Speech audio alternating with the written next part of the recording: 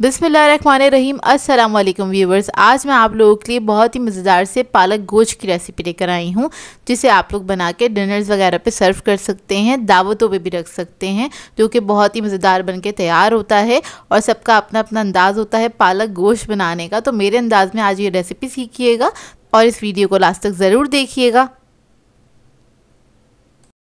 अगर आप मेरे चैनल पर नए हैं तो मेरे चैनल को सब्सक्राइब करें, साथ साथ ऑल नोटिफिकेशन को क्लिक करें। इससे आने वाली मेरी हर नई वीडियो की नोटिफिकेशन आपको सबसे पहले मिलेगी। वीडियो अच्छी लगे तो लाइक एंड शेयर करना ना भूलें। तो चलिए ये रेसिपी स्टार्ट करते हैं। तो यहाँ पर एक मैंने पतीली ले ली है, इसके अंदर ऐड कर दिया है आधा कप तेल।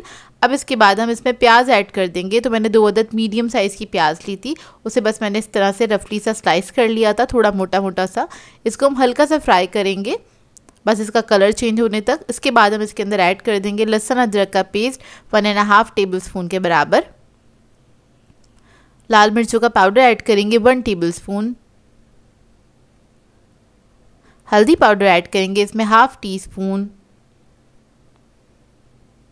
नमक ऐड करेंगे इसके अंदर 1 टीस्पून। अब इसको हल्का सा हम फ्राई कर लेंगे मसालों के साथ, प्याज को ही।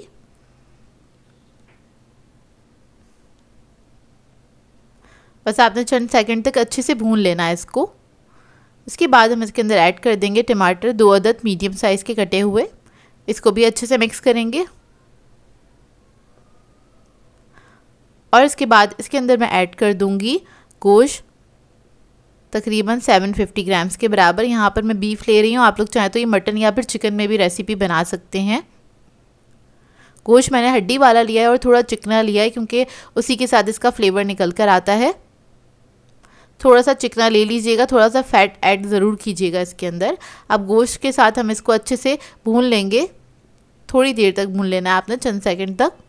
और इसके बाद हम क्या करेंगे, इसके अंदर पानी ऐड करेंगे। इतना पानी ऐड कर दीजिएगा कि ये गोश्त जो है वो गल जाए। तो मैंने तकरीबन 1 से 1.5 गिलास पानी ऐड किया था और इसको हम कवर करके मीडियम फ्लेम पे पकने के लिए छोड़ देंगे तकरीबन 40 to 45 मिनट्स के लिए, जब तक कि गोश्त अच्छे से गल नहीं जाता। अब आ जाते हैं इसके दूसरे स्टेप की तरफ।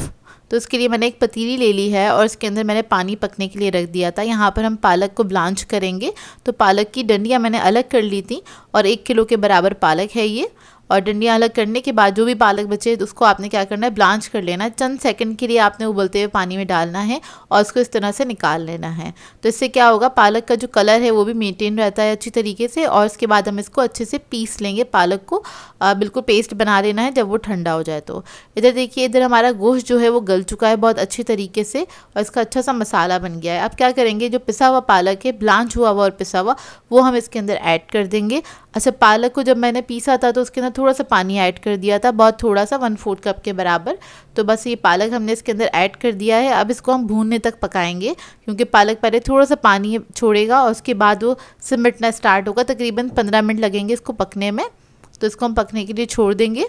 तो ये देखिए, इसको तकरीबन 10 मिनट हो गए हैं पकते हुए, लेकिन अभी भी इसमें थोड़ा सा पानी बाकी है। तो इसको मैंने कवर करके छोड़ दिया था 5 मिनट के लिए, ताकि ये अच्छे से भुन जाए और इसका ऑयल भी ऊपर आ जाए। तो ये देखिए, अच्छी तरीके से इसका ऑयल ऊपर आ गया, इसका मतलब ये बहुत अच्छी तरीके से भुन गया है। तो अब क्या करेंगे, इसको हम थोड़ा सा हाई फ्लेम करके भून लेंगे, लेकिन इससे पहले इसके अंदर हम ऐड करेंगे गर्म मसाला 1/2 टीस्पून के बराबर। और उसके बाद में इसके अंदर ऐड करूँगी कटी हुई अदरक और हरी मिर्चें। ये आप अपनी मर्ज़ी के मुताबिक ऐड कर सकते हैं, लास्ट में ही ऐड करना है। और उसके बाद आपने इसको अच्छी तरीके से भून लेना है चंद सेकंड तक।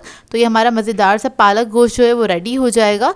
ये बहुत ही मज़ेदार बनके तैयार होता है। इसको आप नान के साथ, चपाती के साथ, पराठों के साथ सर्व कर सकते हैं।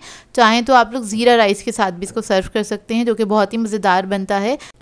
चाहें तो आप इसको दावतों में सर्व कर सकते हैं और ये डिनर के लिए बिल्कुल आइडियल रेसिपी है। आप इसको डिनर्स में बना के सर्व कर सकते हैं अपनी फैमिली को और ख़ुद भी इंजॉय कर सकते हैं। आई होप आपको ये रेसिपी अच्छी लगी हो। सो व्यूअर्स, अगर आप लोगों को ये रेसिपीज़ अच्छी लगती हैं तो मेरे चैनल को सब्सक्राइब करें, लाइक करें, कमेंट ज़रूर किया करें, शेयर भी ज़रूर किया करें अपने फ्रेंड्स के साथ, फैमिली के साथ। तो मुझे अपनी दुआओं में याद रखिएगा। अल्लाह हाफ़िज़।